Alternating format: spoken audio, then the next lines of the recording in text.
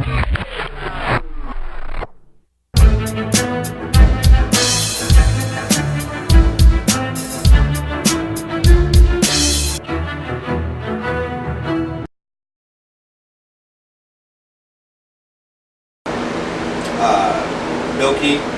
they get a really pale colored perch, and that's where this bait really excels. I have a jerkbait, the extract jerkbait, that in this color.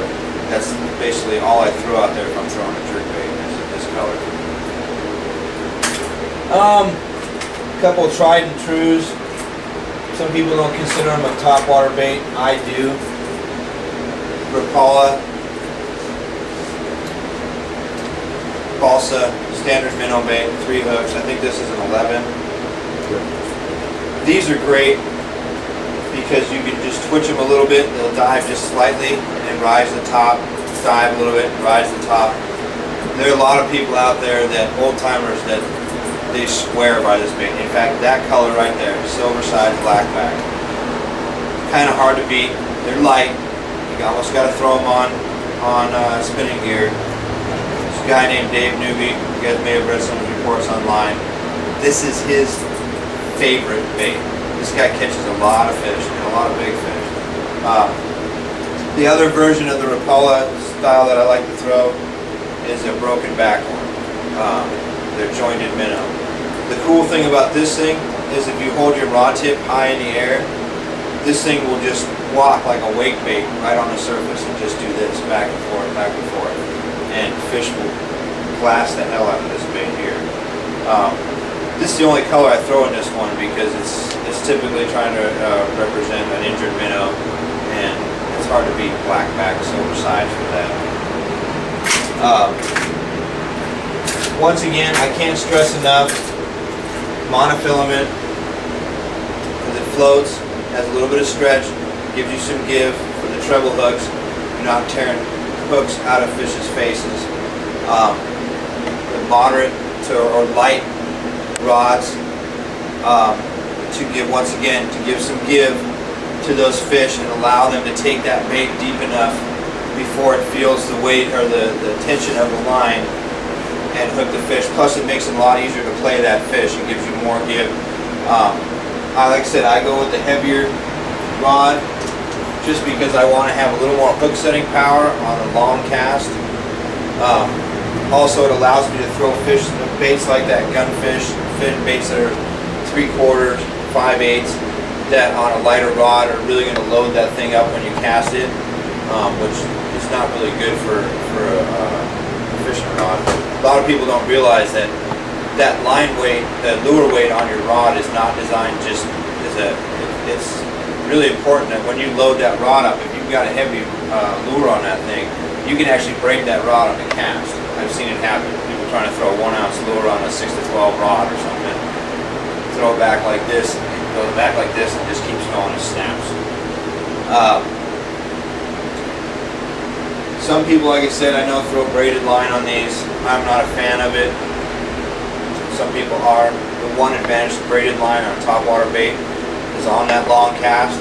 If the fish happens to hit it right at the end of your cast, there's no stretch, so you're going to get as much hook setting power as you were if it's right there in front of you. The problem with braided line is it does float, but it also catches up on treble hooks. If your bait tumbles in the air, you're casting a long distance, anything with treble hooks, you get braided line in your treble hooks, you might as well just cut it off and get some scissors out and trim it all out of that.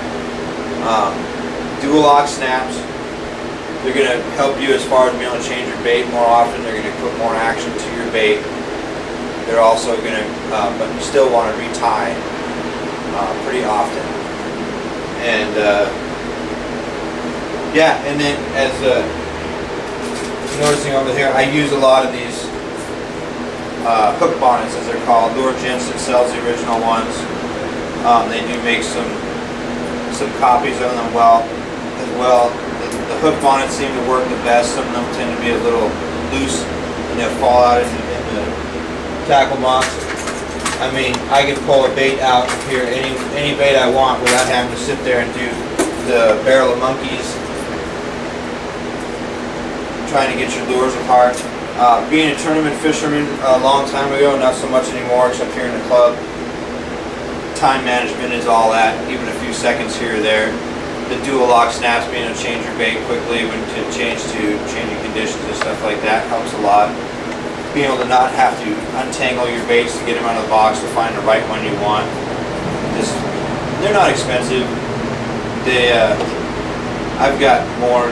Actually, every time I see them for sale, I end up buying a couple packs because I'm a lure poor. I've got tackle boxes at home with unopened packages of baits. Because when I find something that works, I buy 3 or 4 of them, so that if I lose one, I'm not heartbroken. I mean, it still sucks, but I know that I got another one at home. Always change your hooks. I recommend Gamakatsu round bend hooks for, as I said, the reason that the round bend tends to catch more fish that slap at it that you may not necessarily catch if you had EWG Gamakatsus, which are still great hooks, but I used to fish them when they first came out. I lost a lot of, or missed a lot of fish because of them, I think. I went to the round bends. I don't miss near as many fish as I did with the bent-in style treble hooks. One more bait that I forgot to get into, and Chris would be remiss if I didn't talk about this, is the jitterbug. I consider this more of a nighttime lure, and this one here is old school bait. As I was saying, my favorite one is the next size up. It's a black one for at night, and it's just a cast and retrieve. If you retrieve it too fast, it's just going to water ski. You retrieve it too slow, it just kind of goes through the water. You get the right retrieve, and this thing just goes crazy. It leaves a bubble trail behind it. You'll hear it from a mile away, and so will the fish. One thing I recommend doing is, I haven't done it on this one because this is a newer bait. A lot of people will take these hook holders off of here and put eye hooks in, or eye screws, to give them a little more. So these things here tend to give the fish a little bit of leverage because the split rings bind up in them. When a fish is sitting there twisting on it, it'll actually get to a point where that thing is rigid, and that's your enemy when it comes to treble hooks, is if that fish can use that bait as leverage. So if you get that bait where that thing is not spinning freely and it gets to a point where it just stops, the bass is going to keep going, the lure is going to stay where it is, and you're going to wonder what happened.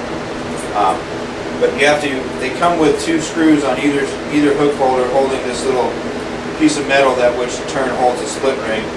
You take the screws out, you fill one of them with epoxy or glue, you take the other one and screw in an eye hook, put your split ring back on it, put your hooks back on it. The original spook is the same way. Actually I have one in here that I've changed it over. It's a head and bait, and it's their proprietary setup, and actually, no, I haven't changed that one either. So, anyways, any questions? What speed reel do you use? I don't know if you mentioned. I actually have, I believe this is a 6.3 to 1. I bought a couple of the Quantum Smokes that are 7, and I found that the gear ratio is a little too fast for me, because this is the reel. I've had this reel for a long time. This is the Daiwa Viento. It's actually one of the ones that has a twitching bar on it. I don't use a twitching bar on it. It's more of a worm thing. But the reel itself I really like. It casts for miles, has a great drag. 6.3 ratio seems to be just perfect for my cadence. Some people, if it's just on how often you need to turn that reel handle.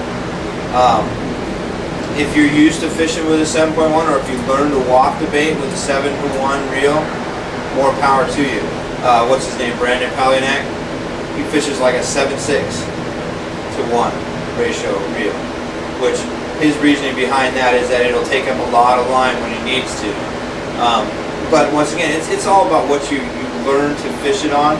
As far as the popping baits and stuff like that, it doesn't really matter. The walking one, because it's a cadence thing, you really have to get a rhythm down, and it's whatever really you learn to use, what ratio you learn to use. 6.3 to 1 I found is a pretty all around good for everything ratio. I have a couple 7-to-1 rod reels. One is on my frog rod because I want to be able to take up a lot of line quickly if a fish decides it's going to run for the boat, which a lot of times when you're fishing a frog, topwater frog, which I didn't get into this session because Austin talked about it last time we were here. This one here is not so much because you're fishing this in a little bit more open water or along edges of stuff, and you're not necessarily worried about taking up, and you reel it fast enough, this thing takes up plenty of line. Cover that I forgot to bring them was buzz baits. Buzz baits is another favorite topwater bait that I like to throw. Only a couple things I'll touch on about buzz baits. Always put a trailer hook on it. Siwash hook off the end of the main hook that's on the buzz bait. Free swinging. A lot of guys, you can buy the Gamakatsu trailer hooks that have a little piece of plastic over the eye already. What I do is I actually pull that piece of plastic off, thread the hook onto the other hook so that the hooks are in the same direction, and then I'll take that piece of plastic and just pop it onto the eye over top of the main hook. So it won't allow the hook to come off the main hook, but it still allows that hook to go free. Reason being, same idea, you change up the stuff on the head and baits. You don't want that fish to have any leverage, so you don't want that hook. Plus it also, if you put the rigid hook holder on it, sometimes that hook, when you cast it, will kick off to one side or the other. With the free swinging hook, it's always behind the bait. On buzz baits and spinner baits, I don't throw them without a trailer hook, ever. I know a lot of people don't throw them because they're worried about it hanging up in cover, and they get a little hang, they won't come through cover as cleanly sometimes. I catch 50% of my fish on that trailer hook. Absolutely, throw the trailer hook. Throw as big a hook as you can put on it. Typically a buzz bait, 3/8 buzz bait is going to have a 4/0 hook on it. Throw a 3 or 4/0 Siwash hook on it. The other thing with buzz baits tend to run to one side. What you can do, so that you have one that covers one side and the other side of the dock. If you find that the fish are on one side of the dock, the other side of the dock, take a pair of pliers and bend that buzz bait's blades the other direction. So if the buzz bait's blades are coming off like this, and you want to turn the other way, you actually turn that and bend those blades this direction. Because the rotation of the blade causes that bait to veer to one side or the other. So you can throw that thing to one side of a dock and have it swim into the dock and start banging off of pilings as you go by it. Whereas if you find that the fish are on the other side of the dock, and that's where you're tending to get them, you can have a buzz bait with the blades bent, that'll hit the other side of the dock rather than swim away from it. Buzz baits are awesome. They make double-bladed buzz baits. I'm not a big fan of them. Either the tandem ones, like Booyah makes one, I think, or they have some that are in line where they have two blades turning, one turns one way, one turns the other. The advantage of those, though, is that they don't veer to one side or the other. They go straight because the blades counter. They counter this one blade is turning one direction, one's turning the other one, so it keeps it from going left or right. They balance each other out.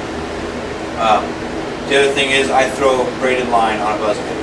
It's the only topwater bait other than a frog that I throw braided line on, because you're throwing big ass hooks. They hammer it really hard, and you don't have to set the hook very much. Once again, it's one of those where it's topwater. You're waiting a second or two before you set the hook. You just have to lift the rod up, and it sets the hook. I've caught some really big fish, especially at night. Buzz bait is the best topwater, in my opinion, at night. Austin, he likes to throw that frog at night, which, more power to him. I find that the buzz bait, being as noisy as it is, catches more fish because it's dark out. Black, or black. Some people argue with me, they'll throw a white spinnerbait during the day. I mean a buzz bait during the day. I don't throw a buzz bait much during the day. I'll throw it first part of the morning. Or if it's foggy, if it's really foggy out, I'm thinking buzz bait. Buzz baits tend to get a squeal to them. The more you use it, the more that blade loosens up, and it's rubbing against the rivet on the end that holds it on the wire. And they'll actually develop a squeal as well as the bubble from the blade going across the water. I actually take mine and tie them in front of a big fan and just let them sit there for a day and a half on high, sitting there. You walk in my garage and you go, because all you hear is buzzbait spinning and squealing, loosening up the blades on them. I think personally it's probably a confidence thing in me. I know a few people that do it down south. You've probably seen it tied to car antennas. Going down the road, guy's got a buzzbait on his truck, on his car antenna. You're like, oh, that's cool. No, he's just working the bait in. He's just working that blade in so that it spins freer and it squeals more. Buzzbait was probably my first topwater fish, bait that I ever caught a fish on. And what's going to happen though is if the two of you in the boat, one person's throwing a buzzbait, the other guy better throw something else. Because typically, the guy in the back is not going to get fish off the buzzbait because they go after the one. They come from a distance to hit buzzbait. Case in point, fishing down a big lake a long time ago with a buddy of mine at night, throwing a buzzbait. I caught 10, 12 fish up to 4.5 pounds. He didn't catch a single fish. Throwing the exact same bait. So it's just something to keep in mind. If your guy in front of your boat or your guy in your back of the boat is catching up a bunch of fish on a buzzbait, find something similar, but they're typically not going to come after both buzzbaits. So, any other questions?